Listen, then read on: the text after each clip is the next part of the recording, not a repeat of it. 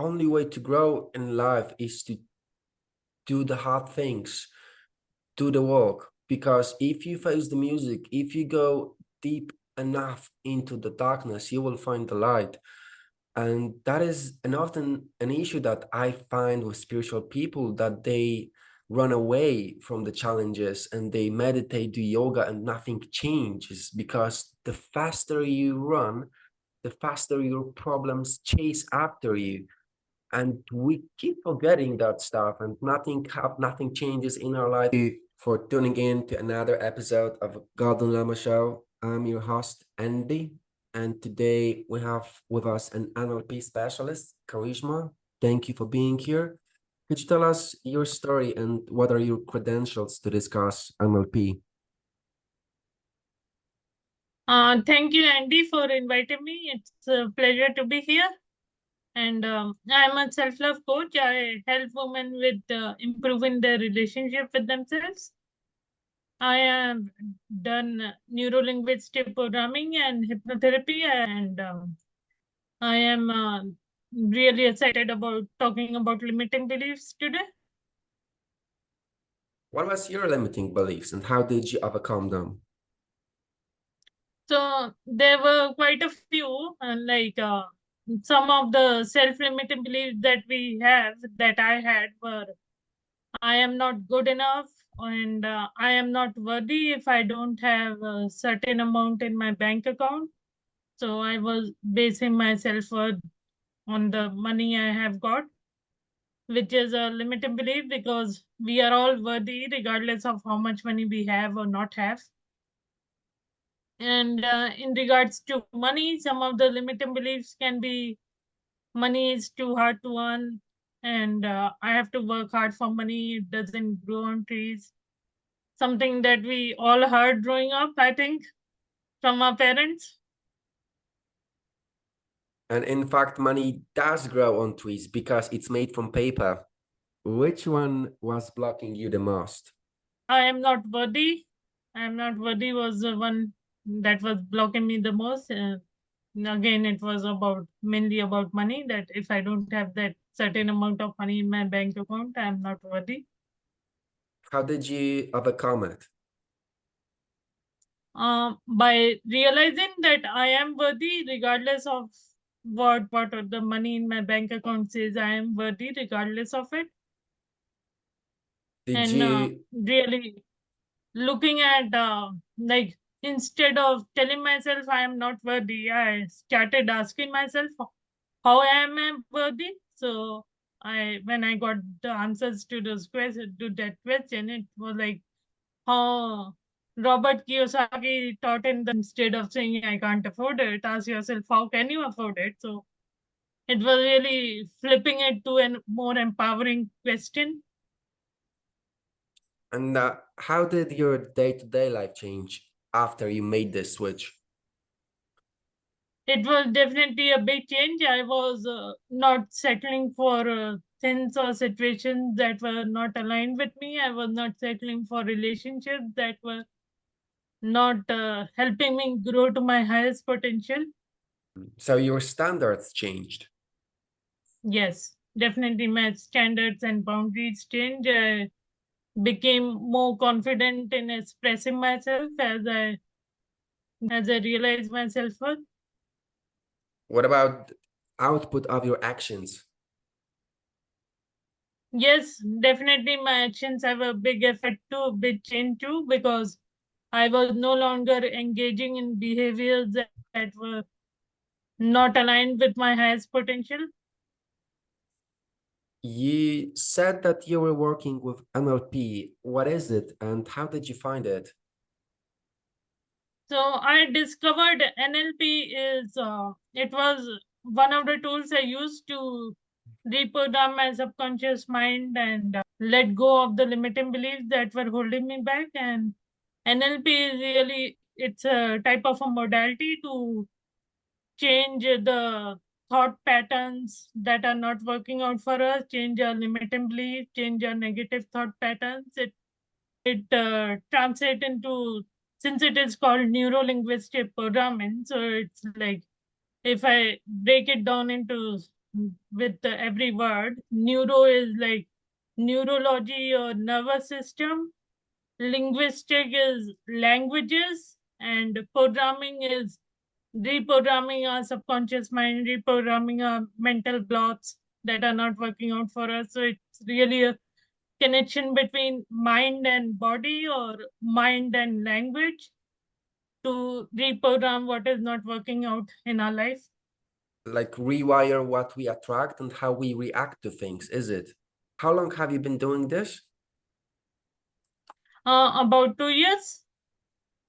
And could you tell me some of the success that people might experience working with NLP or using your services? They learn to love themselves. They learn to become more authentic and more loving, and they are no longer settling for relationship that may be not suited for their highest potential. For example, staying in an abusive relationship or staying in a job that is not suitable for them, not working out for the highest potential. They are no longer staying in those situations. They are not very worried about what other people think of us, which is often one of the complaints that I often hear from my potential client, that they are too worried about what other people think of them. And after working with me, they realize that it doesn't really matter what someone else is thinking of them, because it's none of their business, and they need to focus on their life instead of worrying about what someone else is thinking of them. So what would you say is the first step to overcoming those limiting beliefs? The first step is definitely becoming aware that you have limiting beliefs. It is not resisting the fact that you have them, because sometimes people will often resist by saying, no, I don't have any limiting beliefs, I don't have anything holding me back. And when you ask them deeper questions, when you ask them questions like, do you have everything you want in your life? Like, is your relationship working out the way you want? Do you have the money you want in your bank account? And then they answer no, and that's kind of apparent that if you don't have the things you want in your life, it probably something is holding you back there. So it's kind of a clear that you have limiting beliefs. The first step is really becoming aware of the fact and accepting it that you have limiting beliefs. If you like what you're hearing, there is another video that might explain it, and you can click it here. Could you tell me what is the reason that people lie to themselves instead of confronting their beliefs? It's more safer to lie to yourself, and it's not like when they are confronting their belief, they will have to deal with the situation, they will have to let go of the belief, while saying that I just don't have them, it's more safer. And it's kind of the if they have to confront them, they will have to change the situation, they will have to let go of it. And if they are saying that they just don't have it, it's also like familiar feels safe. So if they grow up with those limiting beliefs, they will likely have them, and it will be difficult to let go of them, because it's what familiar to them, it's what known to them for all these years, for Mm. 20-25 years maybe. So they got addicted to it and they are afraid of being hurt, being vulnerable. The only way to grow in life is to do the hard things, do the work. Because if you face the music, if you go deep enough into the darkness, you will find the light. And that is an often an issue that I find with spiritual people, that they run away from the challenges and they meditate, do yoga, and nothing changes, because the faster you run, the faster your problems chase after you. And we keep forgetting that stuff, and nothing changes in our life. In truth, those problems, those negative beliefs are amplified, and we are even in the worst place than we started. It's the universe gives us those nudges, but the nudges stops and the universe starts to kick us. And hey man, deal with your problems, because if not, I'm gonna start kicking you even stronger. What would you say Exactly. to those people to so they can realize that they have an issue and they start confronting themselves?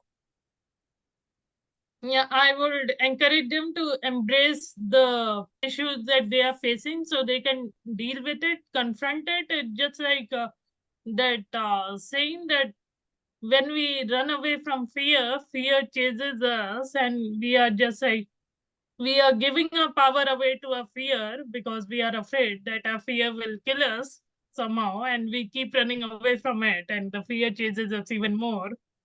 However, if we confront the fear, if we realize that it doesn't have power over us, we will confront it and kill it, then fear realize that it doesn't have power over us and it eventually dies. Not being too scared of trying something which you are afraid of, instead of like, if you are too afraid of driving, instead of running away from driving, embrace driving, learn it so that the fear you have of driving will eventually run away. Exactly. When you confront the fear, you realize that there is nothing to be afraid of and the fear does not Exactly. exist. But for that, you need to face the music, you need to do the work.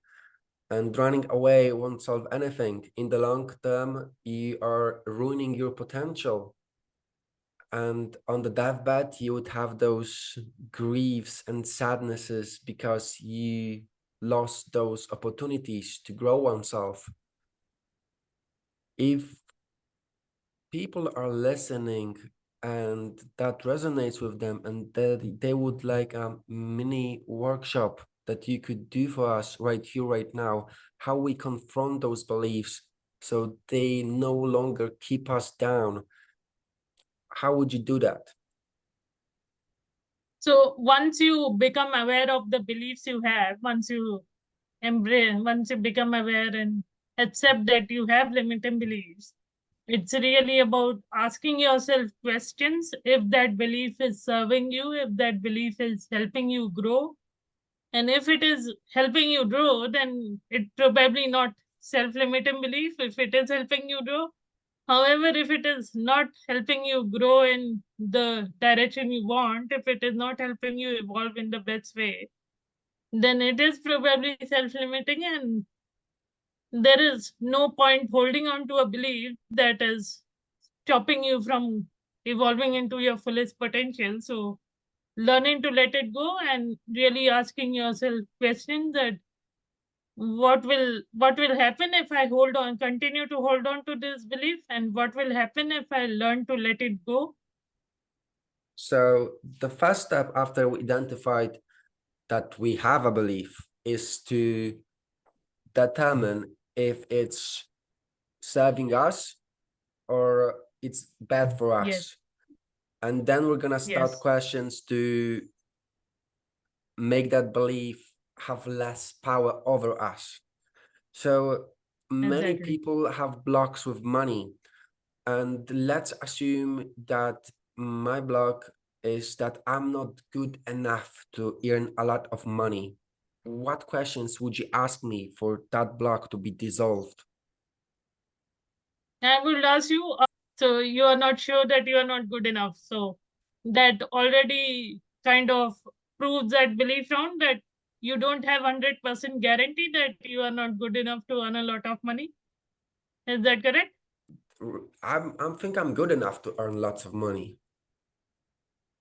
Yes. So that already proves that belief round that you are not good enough. And yes, you are right that you are good enough to earn a lot of money. And if you think that if you, for example, for the listeners, if they are listening to this and their answer maybe if it is yes, if they still think that they are not good enough to earn a lot of money, it's really asking yourself when were you good enough, and what proof do you have that you are not good enough, and is this belief is serving you in your life? Is this really serving you? Holding on to this belief that I'm not good enough, is this helping you grow in your life? And if it is not, then yeah, it's fun to let it go. And when you ask yourself this question, that were you ever good enough? When were you good enough? That if you can find one incident when you consider yourself good enough, then that again that proves that belief wrong, that you are not good enough to earn a lot of money, because you found at least one incident where you think that you were good enough. So once we identified a limiting belief, we start to dissolve it using questions to lessen its power over us. And then we switch focus to what we want to empower, that we are good enough. Yes, it's definitely important to replace that belief with something more empowering, because yeah, nature loves a vacuum, and if you let go of that belief and didn't replace it with something more empowering, it will eventually, maybe it will fill up with another limiting belief that you will have to let go of sooner or later in life. So when you are letting go of a limiting belief, it's best to already replace that belief with something more empowering. So nature doesn't have to worry about filling that vacuum again. Yes, it's like you would be a gardener in a garden. Weeding the Exactly. weeds makes space for beautiful plants to grow. So Exactly. it is very similar with the mind. We need to identify what is holding us back. We weed those thoughts, we weed those beliefs, and that makes the space for things we want to cultivate, us empowering the beliefs that we are good enough, that we can make money, that we can achieve our goals. Is Exactly. there any last advice that you would like to tell to our audience? I would like to tell them that they are worthy of being loved, and they are worthy of loving themselves. I love that message. Where can people find you? They can find me on Facebook. They can just write my name, Karishma Gautam, and my profile should come up. Or they can also email me on elevateselflove at gmail.com. Or they can check out my website, elevateselflove.com, for some more information.